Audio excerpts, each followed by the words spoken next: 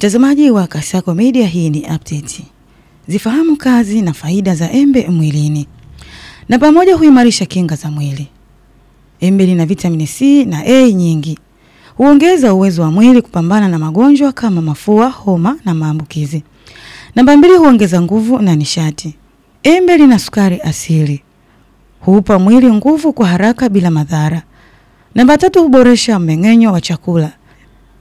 Lina enzymes maalum zinazoitwa amylases ambazo huimarisha mmeng'enyo wa wanga.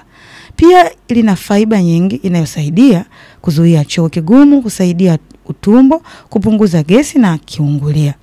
Namba 4, huimarisha macho. Embe lina vitamini A kwa wingi, husaidia kupunguza kuharibika kwa macho kwa uzee, ukavu wa macho, matatizo ya kuona usiku, night blindness, matatizo ya kuona usiku. Namba 5, huimarisha ngozi na kuifanya ngavu. Lina vitamini C inasaidia kutengeneza collagen. Husaidia kupunguza mikunjo, mabaki ya ngozi, chunusi, kuifanya ngozi ing'ae na kuwa laini. Kwa ufupi, embe ni tunda lisilo la kawaida. Linaongeza kinga, huimarisha macho, ngozi, mmeng'enyo, moyo, hupunguza stress na uzito. Yafuatayo ni madhara ya embe ukila kupita kiasi. Namba 1, huongeza sukari mwilini. Embe lina sukari nyingi asili. Embe lina sukari nyingi kiasili. Ukila sana linaweza kuongeza kiwango cha sukari, blood sugar, kuwa hatari kwa wagonjwa wa kisukari, kuongeza uzito haraka. Namba 2, kusababisha kuharisha au choo kigumu. Hii hutokana na fiber nyingi ndani ya embe. Ukila kwa wingi sana unaweza kuharisha, kupata gas, tumbo kujaa, kuuma, kupata choo kigumu baada ya kuharisha. Namba 3, husababisha mapele au mizinga. Watu wengine wana mzio wa embe, hasa maganda yake inaweza kusababisha kuwashwa, ngozi kuvimba, midomo kuwaka moto, mdomoni kuchoma. Wataalamu wanasemaje kuhusu madhara ya embe? Wataalamu wa lishe wanasema embe lililoiva sana lina sukari nyingi. Kwa mtu wa kawaida si tatizo, lakini kwa wagonjwa wa kisukari inaweza kupandisha sukari haraka. Kwa hiyo mtu mwenye kisukari anatakiwa kula robo ya nusu embe tu, si tunda zima.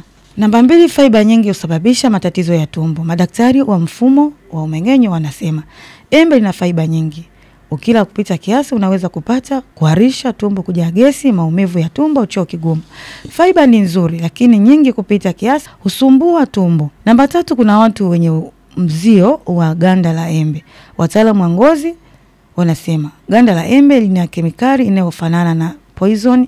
Hivyo kwa watu wengine husababisha mdomo kuwashwa, vipele, ngozi kuungua, mizinga. Kwa hiyo mtu wa aina hiyo anatakiwa kuepuka kugusa ganda ale embe lililooshwa na lililokatwa. Linaweza kuongeza uzito. Wataalamu wa lishe wanasema embe lina kalori nyingi.